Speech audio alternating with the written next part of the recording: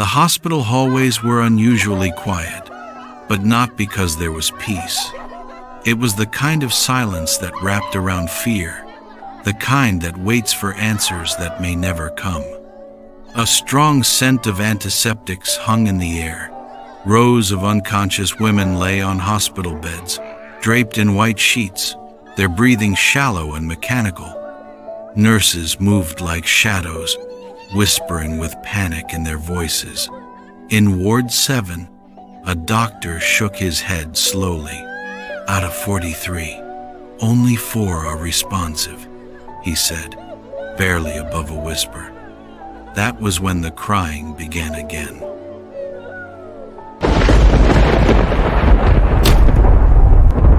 They arrived from different cities: Abuja, Lagos, Port Harcourt, Owerri, in sleek SUVs and tinted Jeeps. Gold bangles, fresh acrylic nails, imported perfumes. They were the pride of Umueze Women's Union, most of them married to men of influence. Some were second wives. Others had clawed their way to respect. They came for the August meeting, a celebration of womanhood, tradition, and status.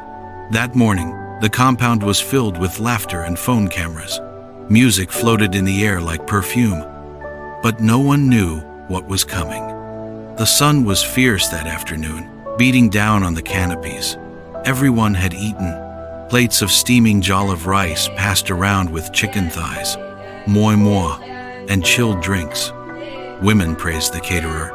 "This rice is sweet," someone said.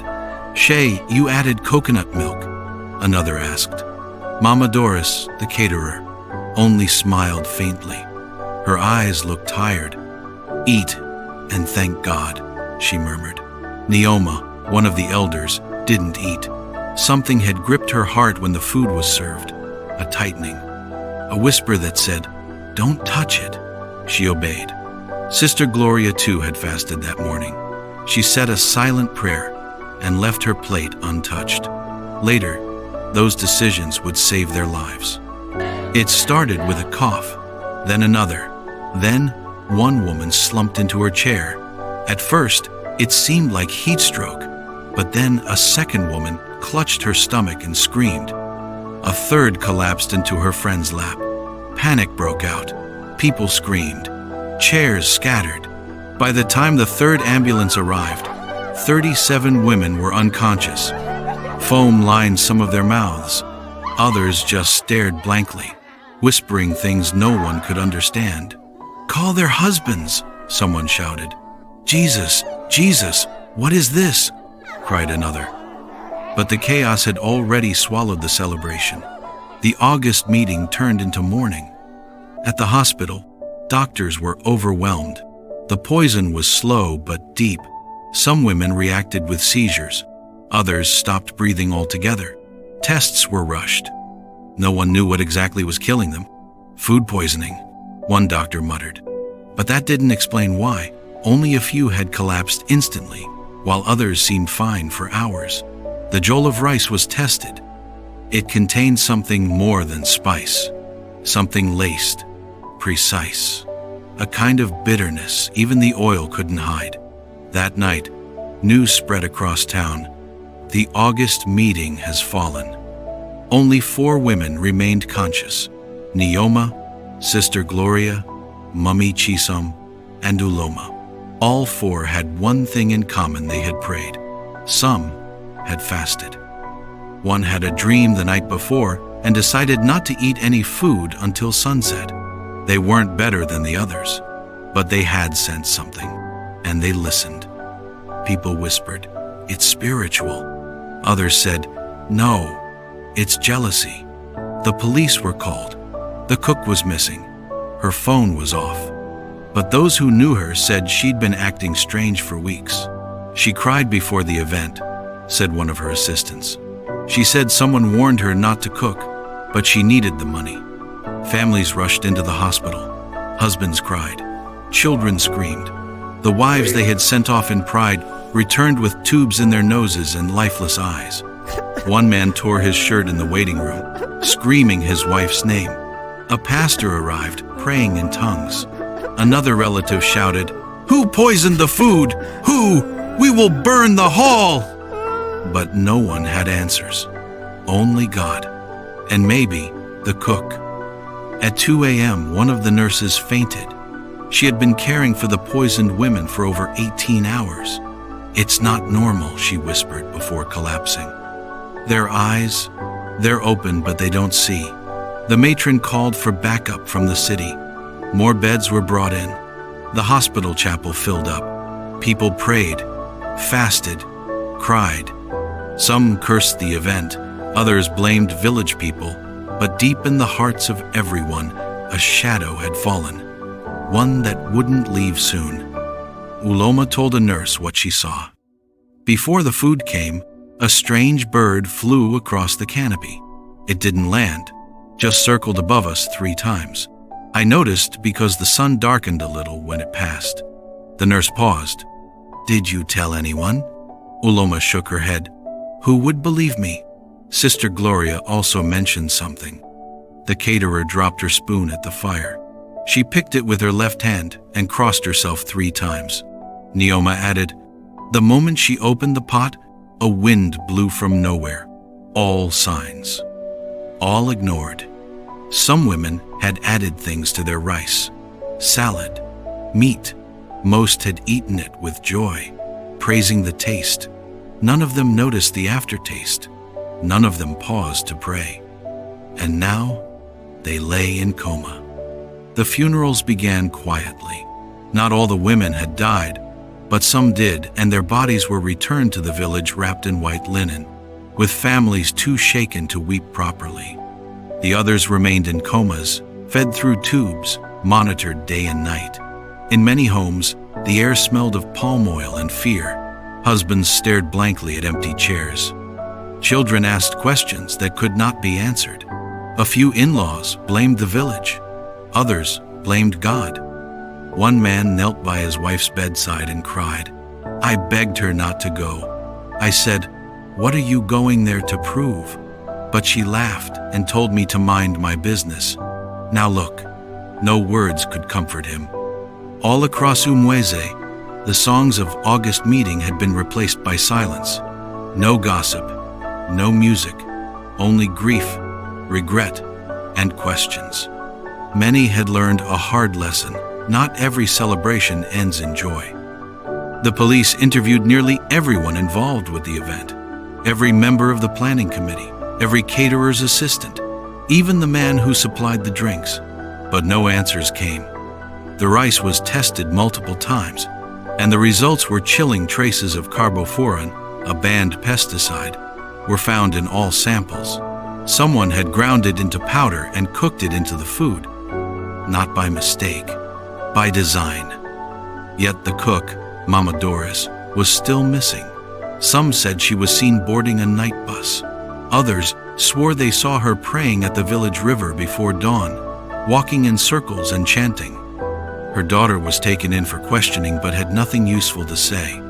She was under pressure, she mumbled. She was scared. She kept saying someone had warned her not to cook for this event. But who warned her? And why did she still go through with it? The mystery only deepened. Uloma began dreaming again. Vivid, frightening dreams. In one, she saw a table covered with food, but everyone who ate from it had no face. In another, Mama Doris stood in front of a pot of boiling rice, crying as hands from beneath the ground stirred it. She woke sweating. Her mother prayed over her, anointed her, and sent her to stay with a relative in Enugu for a while. But peace still didn't come.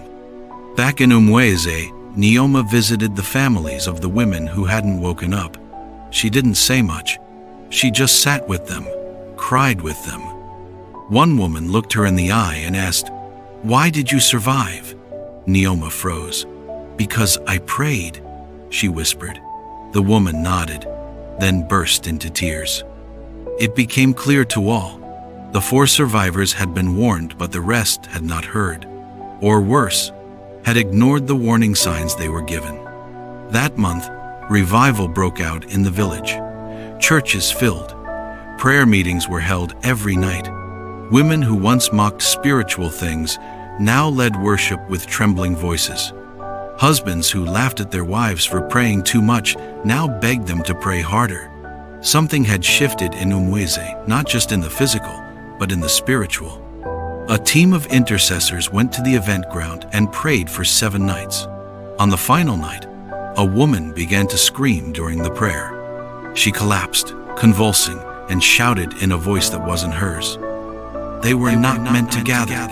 They were too proud. They didn't ask for permission. People scattered. Some ran.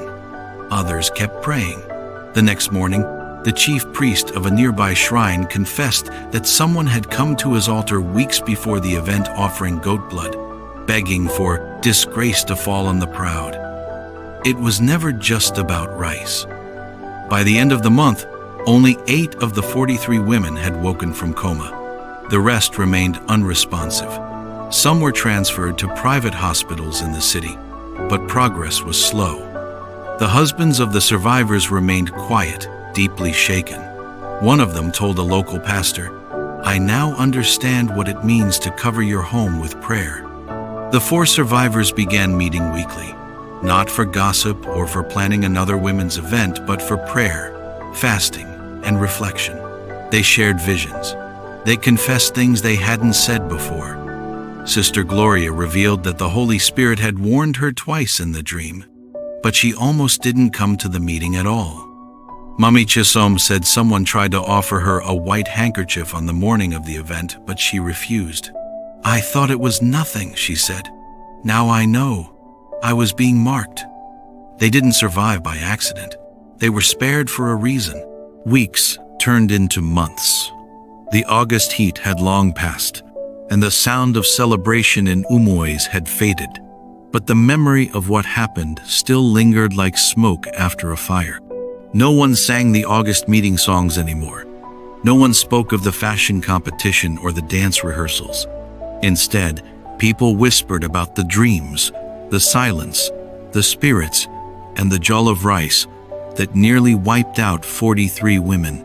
Uloma visited the hospital every Sunday, not because she had family there, but because she needed to see, to remember, to never forget. She brought fruits and sat by the bedside of those still in coma. She would hold their hands, sing softly, and sometimes cry. "Wake up," she would whisper. "Please wake up." But their chests only rose and fell in rhythm with machines. Some doctors had already lost hope. Others kept silent. One night, Nanoma woke with a start. She had heard a voice in her sleep say, "Go and warn them. This is not the end." That same week, a new invitation was printed. Another women's group in another village planned their own version of the August meeting. Even bigger, even more glamorous. But Nanoma's heart grew heavy. She begged them, "Pray before you plan. Fast before you cook. Ask God before you gather." Some listened. Others mocked her. "Are you now a prophetess?" One of them asked with a smirk. "It's just rice, not a demon." But it was never just rice.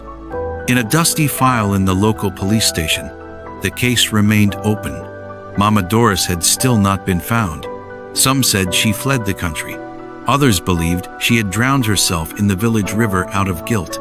One fisherman swore he saw her face in the water one dawn, weeping silently beneath the surface. No one could explain it.